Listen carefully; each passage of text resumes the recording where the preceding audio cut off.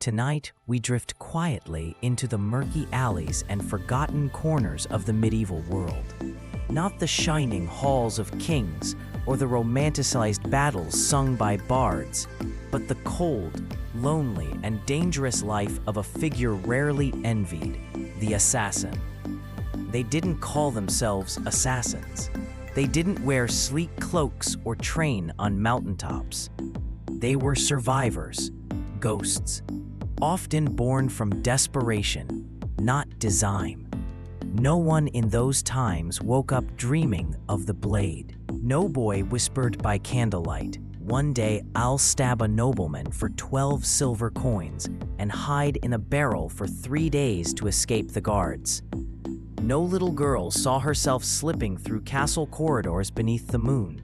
This wasn't a dream. It was a last resort. Most medieval assassins were not noble warriors. They were disgraced soldiers, orphaned wanderers, or people so lost in the margins of society that they could disappear, even from history. If you had land, wealth, or even a goat, you didn't become an assassin. You hired one. But if your name was already forgotten, if you slipped through taverns unnoticed, if you solved problems quietly, then someone, somewhere, would whisper your name across a table, sliding you a small pouch of coins and a dangerous request. And you never got easy targets. You were never asked to deal with Jeff the candlemaker or the baker who burned bread. No, your target had guards, servants, suspicion, and sometimes a moat. The job? Unthinkable. The pay? Never enough. But when you had nothing left to lose, no family, no future, and no place to go, even a dangerous offer could feel like salvation. And yet, there was no honor in it, no retirement, no warm beds, no drinking songs about why. You could not brag, you could not stay, you could only run and run and run. Training? There was none. Hollywood might show the assassin gracefully climbing towers or leaping through shadows like a dancer. But truth? You learned by doing or dying. Most assassins had no mentors, no guilds, no books, only instincts sharpened by fear. If you had military experience, you might know which end of the dagger pointed forward. If not, well, stabbing is simple. Surviving afterward, though, that took either skill or absurd luck. You didn't study poisons under scholars. You guessed. You mixed herbs in the dark and hoped it wasn't the cup you drank from. If you messed up, sometimes your victim just felt dizzy. Other times, you did. There was no applause when you succeeded. No one carved your name in marble. The best you could hope for was silence. Payment? The promise of silver, that sweet, clinking lie. They said, half now, half when it's done. But done always had conditions. It meant if you didn't mess up, if they weren't caught, if no one suspected them, and preferably, if you didn't survive long enough to talk. Because silence was cheaper than silver. Why pay you when a dagger in your back cost nothing? Some clients fled. Others sent someone to eliminate you once the job was done. And even when they paid, the money was always too little.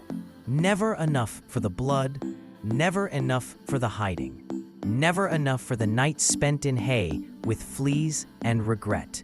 Gear? Let's talk about that. No smoke bombs, no wrist blades, no enchanted daggers. Just a rusted knife you stole off a guard, maybe a cord for strangling, or a sharpened nail tucked in your sleeve. If your blade snapped, time to improvise. Slate tile, broken chair leg, spoon, anything sharp, anything quiet, because in your line of work, your weapon was your only friend. It wouldn't betray you unless it broke mid-job. You didn't tinker with tools. You didn't polish steel. You prayed. Prayed it worked. Prayed it didn't rattle in your cloak. Prayed that tonight it was someone else who made the mistake. And still, you were never safe. Your target? Surrounded, protected, paranoid. Palaces had guards at every door, servants who noticed strange faces, doors that creaked at the wrong step, and moats filled with things that bit. Your path to them wasn't just dark, it was deadly. One wrong word, one misplaced glance, and the cook was already whispering your name to the guard. Even if you succeeded, clean, fast, perfect, there were no celebrations, just escape. Because now, you were the target. Now, you had to vanish. You couldn't afford friends. You didn't trust lovers. You couldn't even settle in one place for more than a few nights. People feared you, or hated you, or both. And who could blame them? You were the shadow in the corner, the silence before the scream, the story whispered to children by candlelight. Don't go near him. He's not a merchant, not really. Look how he watches the door. And maybe they were right. This was the life, not romantic, not noble, not powerful, just blood and fear and footsteps in the dark.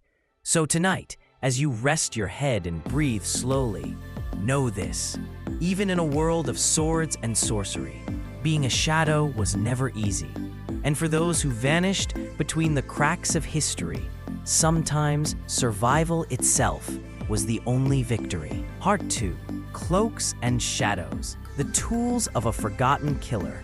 Let's walk deeper now into the silent world of a medieval assassin's toolkit. Not a hero's gleaming weapons, not a fantasy arsenal, just what could be stolen, sharpened, or smuggled beneath a cloak. Because you didn't have options, you had what you could carry, and more importantly, what didn't jingle when you walked. Your dagger was your heartbeat. It wasn't curved like a dragon's fang or inlaid with silver. It was whatever you could get your hands on, rusted, chipped, or slick with memories. If it was sharp, you were lucky. If it didn't smell like the last person you used it on, you were very lucky. It wasn't your sword, it was your life insurance. And if it snapped mid-job, you were out of prayers. There was no weapon chest waiting for you, no second blade hidden in your boot. You had what you had, and if you lost it, well, Part 2, Cloaks and Shadows, the tools of a forgotten killer. Let's walk deeper now into the silent world of a medieval assassin's toolkit. Not a hero's gleaming weapons, not a fantasy arsenal, just what could be stolen, sharpened, or smuggled beneath a cloak. Because you didn't have options, you had what you could carry, and more importantly, what didn't jingle when you walked. Your dagger was your heartbeat. It wasn't curved like a dragon's fang or inlaid with silver. It was whatever you could get your hands on, rusted, chipped, or slick with memories. If it was sharp, you were lucky. If it didn't smell like the last person you used it on, you were very lucky. It wasn't your sword, it was your life insurance. And if it snapped mid-job, you were out of prayers. There was no weapon chest waiting for you, no second blade hidden in your boot. You had what you had, and if you lost it, well, a tile from a rooftop, a jagged nail from a fence post, even a sharpened spoon became your plan B.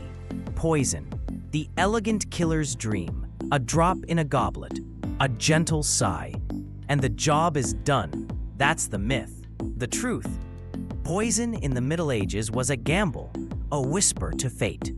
It came from herbs, minerals, mushrooms, and the occasional toad. No science, no measuring spoon, just guesswork. Too little, and your target gets a stomachache and becomes suspicious of stew. Too much, and you collapse before the soup is served. And there were no second tries, no calling poison control, no apologies. If you were caught, You weren't executed. You were interrogated, slowly, until they were sure you hadn't poisoned the dog, too. Ropes? Yes, sometimes. To climb, to strangle, to tie a door shut behind you. But in the dark, panicked and breathless, even a simple knot could become a curse. Wait, was it over bunder or under over? And in that hesitation, you died. Bows? Only if you were lucky. But a bow was bulky. A crossbow needed winding, and arrows didn't disappear into the night. They screamed. Most assassins didn't kill from afar. They got close, too close. One breath, one step, one slip. You weren't an archer in the shadows. You were a ghost at the throat. And your gear bag? There wasn't one. You hid your tools in the folds of your cloak, inside boots, sometimes inside hollowed-out loaves of bread, because even your tools could betray you. One clink, and it was over. You couldn't walk with pride. You walked like a servant, like a nobody, because being someone got you killed. What about armor? No. Too heavy, too loud, too obvious. You wore rags, a baker's apron, a monk's robe 2 sizes too large, a tattered coat that made you look tired, hungry, harmless, because if people saw a threat, they'd scream. But if they saw a limping beggar, a cloaked merchant, a quiet priest, they'd look away. Disguises weren't clever. They were survival. Masks? Not really. A mask made you stand out. Better to smear dirt on your face, add a fake cough, and pretend you didn't speak the local tongue. If someone asked your name, you had one ready. Brother Tobias, I tend to the bells. Just the herbalist, looking for roots. Even your lies had to blend. Not too strange, not too perfect, just forgettable. And so you walked, a weapon under your arm, a plan in your mind, and silence in your heart. Because that was the most important tool of all. Silence. You didn't talk. You didn't boast. You didn't even think too loudly. Because in your world, noise got you caught. Emotion got you sloppy. And sloppy got you dead. This was your kit. A blade, a rope, a whisper, and a prayer. No upgrades, no backups, no second chances. And when it failed, it wasn't the tools that were blamed. It was you. Because you weren't a warrior. You were a shadow. Hey, get forgotten. Part 3, The Fortress and the Fear. Getting close was the hardest part. The job was never simple. Not when the target lived behind stone walls and steel doors. Not when every shadow was lit with suspicion. No one hired an assassin to handle the harmless. You weren't paid to scare drunks in alleyways. You were hired to eliminate power. Nobles, bishops, commanders, sometimes even kings. And those people, they were not easy to reach. First came the guards. Not one, not two, dozens. Armed, armored, fed, rested. Some stood at the gates, others at the inner doors. Some simply lingered, watching everything. You studied them for days, memorized their steps, counted their pauses, noted who coughed after 4 stairs and who scratched his beard before turning left. Because one misstep, one wrong assumption, and you'd be dragged away, limbs first. Then came the walls. This wasn't a tavern or a cottage. This was a fortress. Castles weren't designed to impress. They were built to survive. Gatehouses, murder holes, arrow slits, moats filled with things you didn't want to name. and sometimes boiling oil. Yes, real scalding oil. Your job description included the phrase, "may be cooked alive" for peeking. You couldn't walk through the front. You couldn't climb up the side. You found the weak spots. A crooked drain pipe, a cracked servant's door, a window left open in the summer heat. But even those had watchers. And then the people inside, the servants, the scribes, the stable boys, all with eyes, all with ears, all with mouths ready to whisper, "I saw someone strange tonight." Because in a castle, strangers don't go unnoticed. You could fool a guard. You couldn't fool a cook who knew every face in the kitchen. Assassins weren't just hunted by blades. They were hunted by gossip. And gossip in medieval times, it moved faster than arrows. And finally, the target. The one you were sent to kill. Paranoid, prepared, wrapped in fear, like a blanket they never took off. They didn't eat without tasters. They didn't sleep in the same room twice. Some had decoy beds. Others changed guards every hour. They heard footsteps in dreams. They stared at shadows too long. They trusted no one. And for good reason. Because someone like you was always coming. And sometimes, that someone succeeded. So, what was the plan? You waited days, weeks, even months.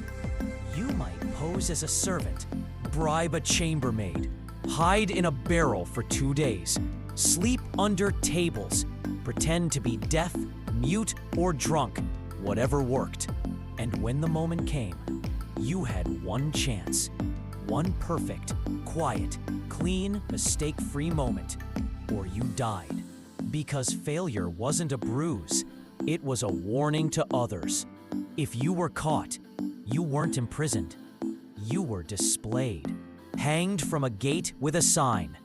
Nice try. People needed to see the cost of treachery, and they made it theatrical.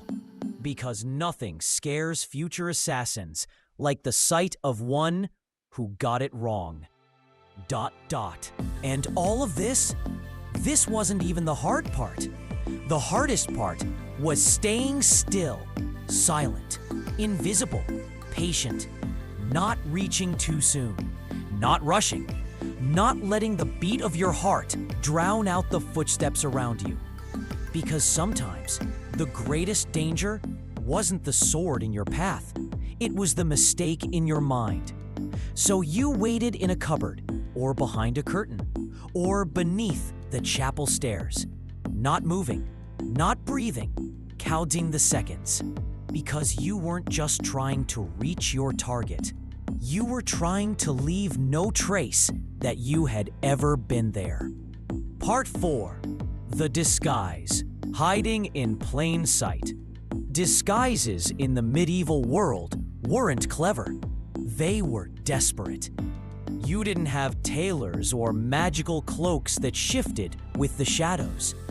You had a sack of rags, a stolen robe, and the hope that no one looked too closely. The goal wasn't to be impressive. It was to be invisible. Because in a world where survival depended on being forgettable, your disguise wasn't your protection. It was your permission to exist. What did you wear? Whatever you could find. A monk's robe, too long for your legs. Peasant clothes, still damp from someone else's labor. A guard's old uniform that smelled like dried sweat and defeat. There were no costume changes, no closets full of identities. You picked what wouldn't raise eyebrows. You picked what smelled of silence. And your face. No masks. A mask made you suspicious. Masks were for lepers, performers, and men with something to hide. Instead, you became ordinary.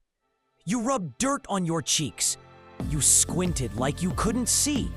You faked a limp, a cough, a prayer. You didn't become someone else.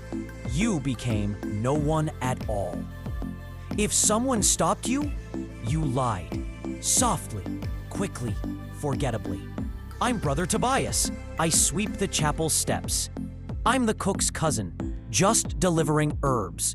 I'm new. Always new. Always unsure.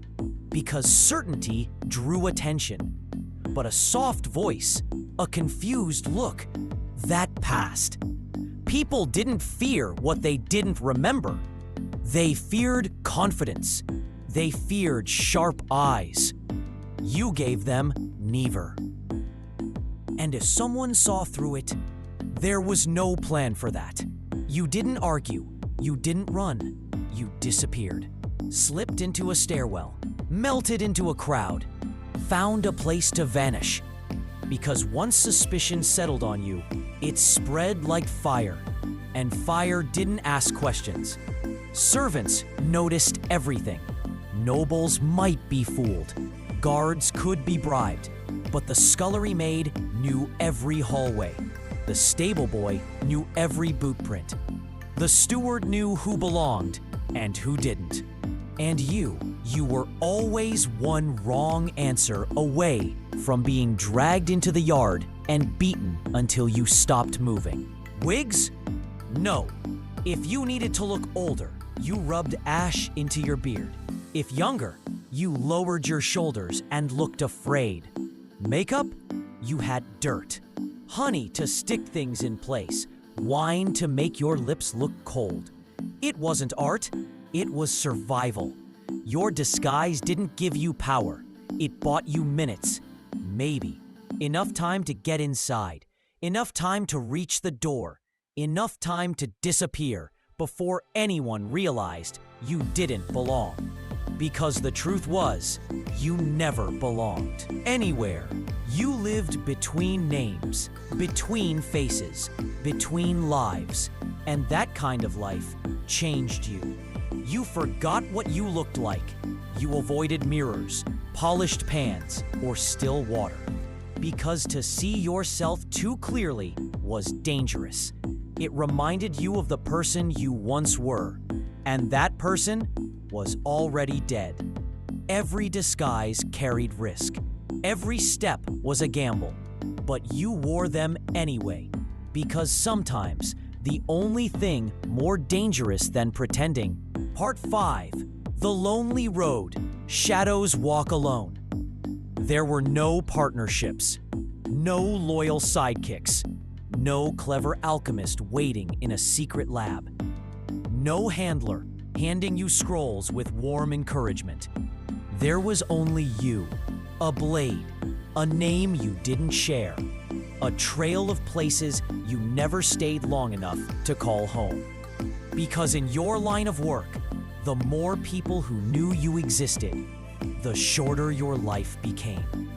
There were whispers, of course, tales of secret brotherhoods, of hidden guilds, of robed assassins who trained in towers and passed down knowledge like sacred fire. But they were just stories, tavern talk, myths told over cheap ale to make the world feel less terrifying. Because the truth was colder. You were alone. And even if another assassin did cross your path, they didn't greet you. They avoided your eyes.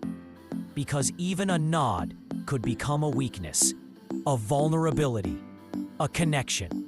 And connections were fatal. Companionship, it was a fantasy.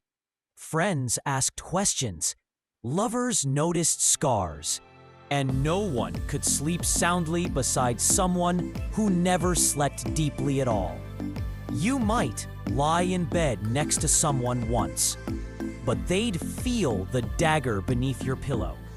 They'd see the silence behind your eyes. And eventually, they'd leave. Or worse, they'd stay long enough to be used against you. You didn't share stories. You didn't explain the bruises. You didn't dare care. Because love is loud. And you had to live quietly. Even criminals avoided you. Thieves laughed. Smugglers bonded. Bandits sang by firelight. But you were the shadow that made people uncomfortable.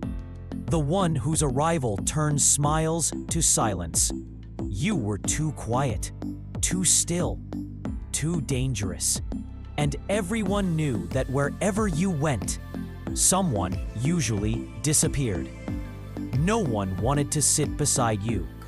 No one wanted to share stew with the man who might bring a mob with torches behind him. You couldn't be honest. Not about the fear, not about the weight, not about the things you'd done, or the ones you wished you hadn't. And so you carried it all in silence. The sleepless nights, the names you couldn't forget, the sounds that never really left you, a gasp, a cough, a final word. And sometimes, when the wind was just right, you thought you heard them whisper back. At the inn, you chose the darkest corner, your back against the wall, your face always watching the door. You drank water, never wine. You paid in coins older than your name. And when the fire burned low, you left before it burned out. Because even warmth could be a trap.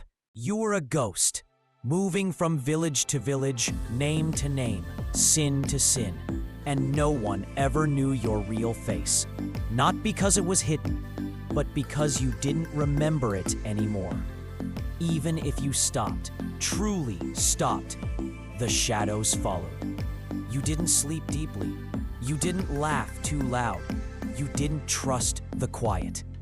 Because every knock on the door, every cough in the distance, every unfamiliar bootstep could be someone else finally coming for you.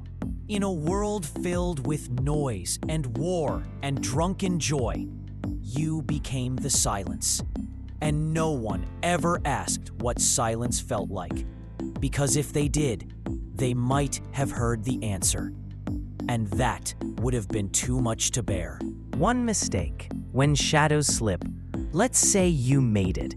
You got the job. You planned the route. You bribed the doorman. You wore the right robe. You even convinced a chambermaid that you were a chimney sweep on religious pilgrimage. And then, in the most fragile, breathless moment, you froze. Maybe your target turned around unexpectedly. Maybe he was with his child. Maybe you hesitated, your hand trembling like it had forgotten what it was made to do. Or maybe you simply blinked, and that single blink was all it took to lose everything. Because in your world, there were no second chances, no close enough, no next time, only silence or spectacle. Failure for an assassin wasn't a slap on the wrist. It was a warning carved in flesh, a message. You didn't disappear quietly. You became an example. ... They made it public, loud, brutal. Because the people who hired you, the ones who whispered your name over a coin pouch, they couldn't afford your mistake. So they turned you into a lesson. Your target lived, and they didn't hide. They shouted it. There was an attempt on my life, they said. Find the man who tried it. Suddenly, you weren't a shadow anymore. You were a name, a sketch, a rumor with legs. And guards who once stood sleepy at their posts, now they were hunters. And if it wasn't the guards, it was your client. Because to them, you were no longer useful. You were a loose thread, a danger, a confession waiting to happen. So they sent someone else, not with silver, but with silence in their eyes and steel in their hands. You became the hunted, and this time, the shadow wasn't yours. It was behind you. There was no place to hide. You couldn't go to the law. Couldn't say, Your Honor, I'd like to file a complaint. My employer refused to pay me for a failed assassination. The only court you'd see was the one where you, were the evidence. And the sentence had already been written. And even if you survived the mistake, you didn't really survive. Because failure left its mark on your name, your face, your memory. You were no longer perfect. And in your profession, perfection wasn't pride. It was survival. One bad kill, one moment of hesitation, one botched job, and it was over. You didn't get to explain. You didn't get to say, but I've done 12 jobs before this one. No one cared, because in the world of blades and secrets, you were only as good as your last kill. And if your last kill never happened, you'd better start running. The cost of success. Escape is the real job. Let's say you did it. The blade struck clean. There were no screams, no guards, just a quiet breath, a soft collapse. A life ended, and history tilted ever so slightly in the dark. Congratulations, you're alive, but you don't get to celebrate, because success isn't the end. It's just where the real danger begins. You don't sit on rooftops sipping wine. You don't admire your work. You don't smile as the city burns behind you like some villain in a painted play. You run, fast, hard, without looking back, because someone is always watching. And now, they know something terrible just happened. You planned this part, too. The escape, the route, the exit before the gates closed and the torches rose. You had a fallback. Maybe a fisherman who owed you a favor. Maybe a secret passage through the stables. Maybe you just ran into the river and swam with your boots on. Whatever the path, it had to be now, because cities locked down fast. Gates slammed shut. Checkpoints appeared where none had been, and every man with a sword had just received your description and 3 words. Extremely dangerous, armed. And what about your client? The one who swore they'd pay? They're gone. They were never going to meet you in a cozy tavern. No handshake, no thank you, no smile. Because now you are the most dangerous person alive. You've proven you can get inside places no one should. You've proven that even kings bleed. And that makes you a liability. They don't want to pay you. They want to forget you. Maybe they vanish. Maybe they send someone And that makes them afraid of what you might do next. Because if you killed once, you could kill again. And no one wants to be your next target. Even if you got paid, it wasn't safety. It was currency for your next disguise, your next name, your next hiding place. You didn't go shopping. You didn't retire. You melted away. You slept in haylofts. You shaved your beard in the dark. You pretended to be a traveling monk named Brother Lucian. You ate cold bread and avoided windows, because even after the job was done, the shadows still moved, and you were always looking over your shoulder. Success didn't mean freedom. It meant starting over. New city, new name, new lie. More people looking for you. More risks to manage. And the quiet, gnawing feeling that you'd only bought yourself a little more time. You weren't victorious. You weren't free. You were still running, still hiding, still afraid. Because even when the blade did its job, your real job was never getting caught. And that never, ever ended. The whispered ones, fear, superstition, and the making of monsters, in the cold corners of medieval life where stories mattered more than truth. You weren't just a killer. You were a curse. People didn't believe in assassins the way we think of them today. They didn't imagine professionals with contracts and code names. They imagined something darker, something unnatural, something that shouldn't exist. You weren't a man. You weren't a woman. They gave you names you never asked for. the night knife, the hollow monk, the one who walks without sound. Children whispered about you when the wind howled. Old women crossed themselves if someone died too quietly. If a noble fell down a flight of stairs, maybe it was an assassin. If a merchant choked on chicken bones, perhaps a shadow man did it. If someone went missing in the night, you, always you, even when you weren't there, even when you'd never been near that village in your life, your legend traveled farther than your feet ever could. Superstition made you stronger and lonelier. People feared you, but they didn't understand you. They thought you had dark powers, that you could melt into walls, that you didn't bleed. Some claimed you had made a deal with the devil. Others said you used owl feathers and powdered bones to disappear. Some swore you could kill with a touch, or a word, or a glance. None of it was true, but fear rarely needs truth, and fear spreads. Soon, entire villages became suspicious. A man traveling alone? Dangerous. Someone asking too many questions? Suspicious. A face they hadn't seen before? Worth watching. You could walk in, guilty of something unspoken, something whispered. People didn't need proof. They just needed a reason to be afraid. And you gave them one, just by existing. You became hunted by belief. Priests warned of cursed men who walked unseen. Townsfolk carried charms to protect themselves from silent killers.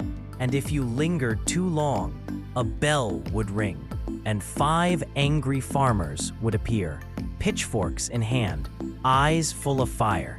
Not because they knew you, but because someone said maybe it was him. And in that world, maybe was all it took to burn. You were not a soldier. Soldiers were understood.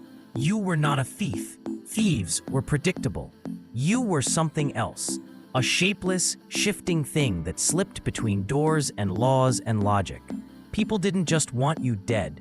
They wanted you gone, erased, unseen, unspoken, because to name you was to invite you. Sometimes you wondered if the fear was your greatest weapon. You never had to show a blade, only a look, only a silence. And people moved aside, doors opened, guards grew nervous, eyes dropped to the floor. You didn't have power, but people gave it to you, because they didn't know the truth, that beneath the cloak, beneath the silence, beneath the legend, you were just tired. But the fear cut both ways. You couldn't show kindness. You couldn't ask for help. You couldn't fall ill in the wrong place or bleed in public. Because once the stories wrapped around you, you didn't get to be human anymore. You became myth. And myths don't get mercy. There is no out when the past follows the shadow. Let's imagine something impossible. You've survived. Somehow, through blood and silence and fading faces, you're still alive. You've made it through the impossible jobs, the betrayals, the escapes. You tell yourself, no more. No more blades, no more running, no more doors closed behind you. You dream of quiet fields, of slow mornings, of a name that isn't borrowed. But deep down, you already know. There is no out, because the past has a long memory. Maybe you settle in a distant village, change your name, grow your hair, pretend to be a humble herbalist or quiet carpenter. You don't speak much. You make yourself small. And for a while, it works. People smile at you. The days are quiet. You almost forget. Almost. But the past always finds a crack. One day, someone recognizes your eyes, notices the way you move too silently, mentions that you don't sleep well. A traveler tells a story in the tavern. A shadow with your walk, your scar, your silence. And just like that, the dream starts to crack. Not because you failed, but because you were never allowed to stop running. Or maybe it isn't recognition. Maybe it's someone from T, a voice you hoped was long gone. They come with an offer. Just one more job, one more coin pouch, one more chance to prove you still have it. And when you say no, they don't argue. They just let you know that refusing might come with consequences. Because you're never just out. You're just delaying the return. The people who know you exist, they never forget. They know what you've done, what you're capable of, what you've seen. And people like that, they're dangerous. They can't be left to grow old in peace. Because an old assassin is still a threat, still a secret, still a problem. Someone might want to make disappear. So maybe you don't wait. Maybe you leave before they come. Pack in the night. Don't say goodbye. Fade into the next town, the next lie. Because you've done it before. And peace, however fragile, was never yours to keep. Even if no one comes, the memories do. You wake in cold sweats. You flinch at sudden footsteps. You avoid mirrors. You see faces you thought you'd forgotten. Hear the sounds no one else hears. You watch windows. Count exits. You sit in the corner of every room, always facing the door. And when someone asks why, not after everything, you may lay down your weapons. You may stop the work. You may even find a bed that doesn't itch with fear. You smile, say nothing, but the life you lived never really leaves you. It lingers in the wind, in the shadows, in the way your heart still races when the night is too quiet. You can stop, but the life never does. The final sleep where shadows go when they're forgotten. And so, we reach the end. Not the end of a legend, not the end of a tale sung by firelight, not the kind of end carved in stone or told in books, but the real end, the one no one notices, the kind that comes quietly, like a shadow at dusk. You survived longer than most, longer than you should have. You outran kings and curses, outlived whispers, watched cities rise and fall behind you. But shadows grow heavy, even the quiet ones. There was no grave waiting for you, no tomb, no crypt with your name in bold. You died like you lived, unknown, unseen, unclaimed. Perhaps it happened in the woods, under moonlight, with leaves brushing your face like a final breath. And yet, maybe that's the ending you always wanted. Not glory, not revenge, just rest. No more running, no more disguises, no more dark corridors to sleep in with one eye open. Just stillness, a final exhale, the kind that doesn't need to be hidden. Somewhere, a candle flickers out. Somewhere, your name is whispered for the last time. Somewhere, the wind carries no more footsteps behind it. And in that moment, you are finally free. No blades, no coins, no lies left to tell. Only peace, only sleep. And in the end, perhaps that's all you ever wanted. Good night.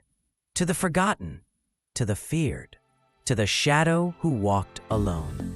You are no longer running. You are no longer hunted. You are finally home.